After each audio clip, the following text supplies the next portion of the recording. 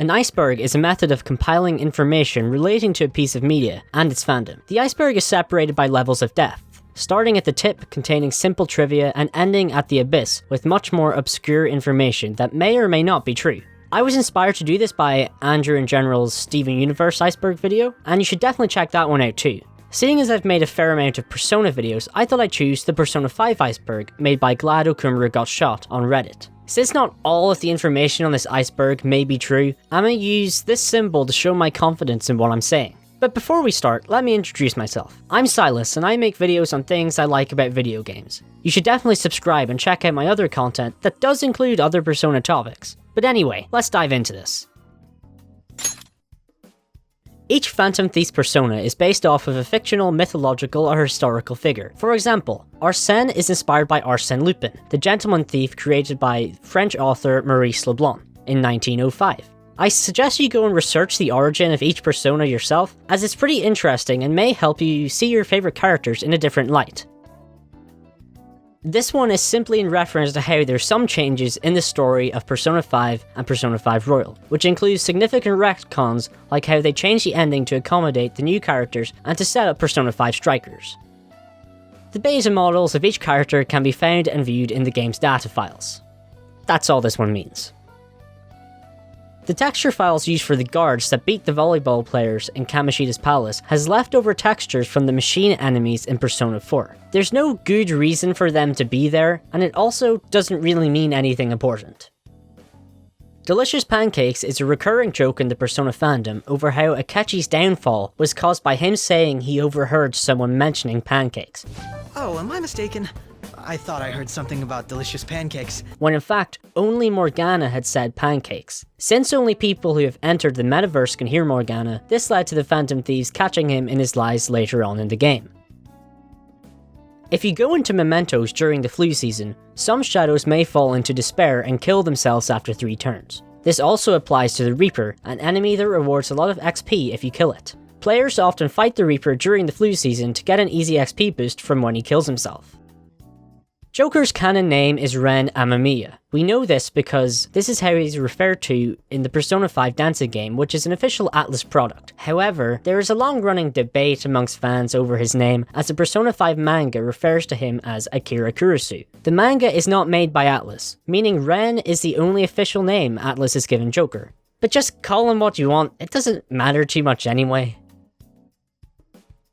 In the Persona 5 art book, it stated that Hifumi was planned to be added to the Phantom Thieves alongside Makoto as a more radical strategist. However, the devs chose to integrate this idea into Makoto and used Hifumi's sketch for another confidant character. I see this as a huge loss because Makoto is drier than a Popeye's biscuit. I mean, come on.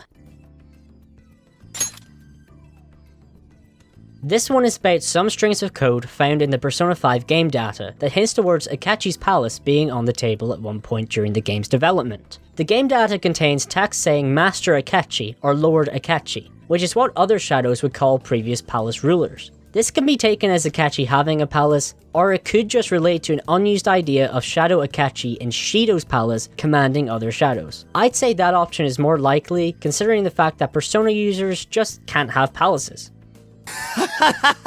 Now that's comedy. This is a line said by Joker that various people have told me is an unused line in relation to a DLC persona. But I've also been told by other people that they heard it when leveling up Asterius Picaro. I'm not sure which is true, but I've never heard it in the game myself. All I know is that it just makes me extremely uncomfortable. Persona 5's game data shows that doubt and arcana breaks were planned to be in the game at one point. In previous games, if you neglected to meet up with any social link, they may doubt you, causing the link to reverse, or the arcana to break altogether. The data shows that this was planned to be included early on, but was scrapped at some point during development. Shido's palace sees each Phantom Thief being turned into a mouse. However, what can't be explained is why there's also a fully animated mouse crow in the game's data, despite Akechi not being around at that part of the story. I'm not complaining though, something about a lunatic serial killer being turned into a mouse is pretty funny to me. Persona 4 features the World Arcana as the Arcana of Narukami's ultimate persona. This Arcana does feature in Persona 5, but is nothing more than a token to symbolize the journey's end. That's all there is to this info really.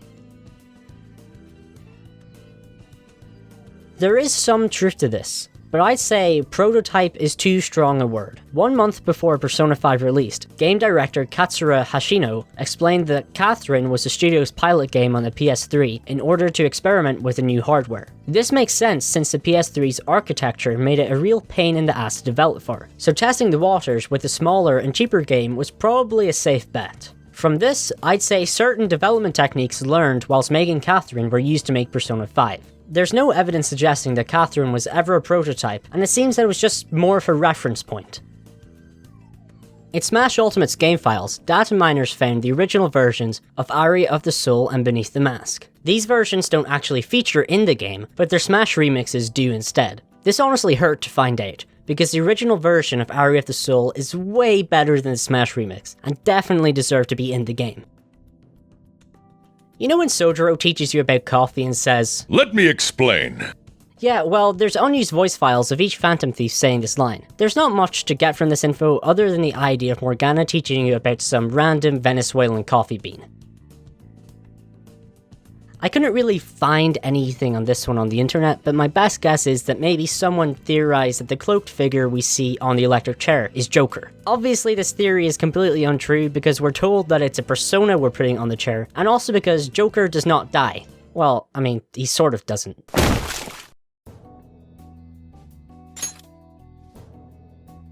Ryuji's shoes feature an image of the rising sun symbol used by the Imperial Japanese military during World War II. However, this symbol is considered offensive in South Korea since the Japanese forced the Koreans to live under their oppression in the past. This led to the image being removed from Ryuji's shoes in the opening sequence of the South Korean release. Honestly, it's interesting to see how big of an impact something as simple as a pair of shoes can make in certain parts of the world.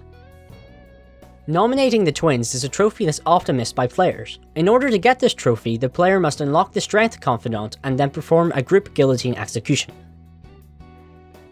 Sai Nijima is one of the few female characters in Persona 5 that you can't romance. Despite this, if her confidant is maxed out, the game labels it in the same way as romance confidants. However, there's no code in the game that suggests that a Sai romance route was ever intended. Which makes sense because when you think about the dynamic her and Joker have throughout the game, I don't think things would work out.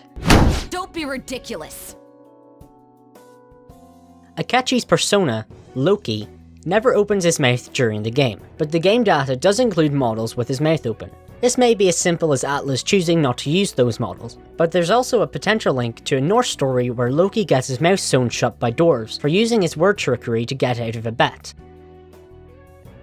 Past Persona games include a character with the Aeon Arcana. Persona 5's code includes the Aeon Arcana, but it's never used in the game. Honestly, I'm not too sure why this is even here, or why it's so far down the iceberg, but basically, the only differences between the PS3 and PS4 versions of Persona 5 is loading times, occasional frame rate drops, and poorer shadow textures. But just buy Royal anyway. Persona Q2 features the beta version of Last Surprised. Moving on. In Persona 5, Atlus put in some imagery relating to Persona 4. Amongst these images was a piece of fan art that Atlus had included without the original creator's permission. Not much really came out of this other than a reminder to not steal art. There are some who believe that Persona 5 Royal is the game Atlus intended to release as Persona 5, but after delaying the game so many times, they had to cut it down to satiate their customers' desires. I could obviously never be sure of this, but I'd say it's likely not the case. Past Persona games ended up with a definitive edition, once Atlus saw Persona sales start to pick up. However, I do think Persona 5 was the first Persona release where a definitive edition was already planned. At this point, Atlus was more than aware of the attention Persona was getting, and if you look at that convenient gap in the calendar Atlus left, it does suggest an extra semester had already been at least planned. So no, I don't think Royal was what Atlus meant Persona 5 to be. But I'm very sure that they planned on making Royal even before Persona 5 released. They just did whatever makes them the most money. Some fans think that Wakaba Ishiki must have had a palace because she died of a mental shutdown. People think that in order for her to have a mental shutdown, she must have had a palace ruled by her shadow. I don't think this is the case, as we see the shadows of many other people lurking in mementos, so her shadow was probably just killed there. There are those in the fandom who believe that Persona 5 Strikers and Persona 5 Royal take place in split timelines. This train of thought stemmed from a Sega employee stating that Strikers is a sequel to Persona 5, not Persona 5 Royal. I can see why some would take this as Strikers continuing from the Persona 5 ending and not the Persona 5 Royal retcon, but it almost definitely just means that you don't have to play Royal to understand Strikers. Besides, the ending of Royal is written specifically to accommodate the events of Persona 5 Strikers, so I think that's pretty telling. At one point, there was some gossip amongst fans that in Persona 5's Japanese release, Futaba commits suicide if you fail to meet your palace's deadline. This was later confirmed as untrue. The deadline sequence is just the same in Japanese. I literally have no clue what the Iceberg means by Forbidden McDonald's, but it scares the shit out of me. I know this video is supposed to be me telling you about what's on the iceberg, but if someone could let me know in the comments what this means, I'd really appreciate it. Before we get into the last layer of the iceberg, I'd just like to say that a few things in here are nothing but speculation and have zero evidence that I could find to support them. With that said, let's get into it. Persona 4 Arena Ultimax features an original character called Sho Minazuki. For some reason, Sho is coded into the game as P5 Hero. This may imply that Atlus could have had plans for him to be the protagonist of Persona 5 at one point, but ultimately scrapped the idea. I guess if you look at him, you can get some mild Joker vibes from him. The Iceberg calls this the Okumura time paradox, but it's not a paradox at all. This is referring to the gap between Akechi killing Shadow Okumura and Okumura's mental shutdown. If you beat the palace in one day, that means there's a 2-week time period between Akechi carrying out the execution and the mental shutdown, seeing as Akechi kills the Shadow right after you defeat the boss. This is definitely an inconsistency in Atlus's part, but it's made to fit in with the gameplay at the minor expense of the story. Like I said, there's nothing paradoxical about this.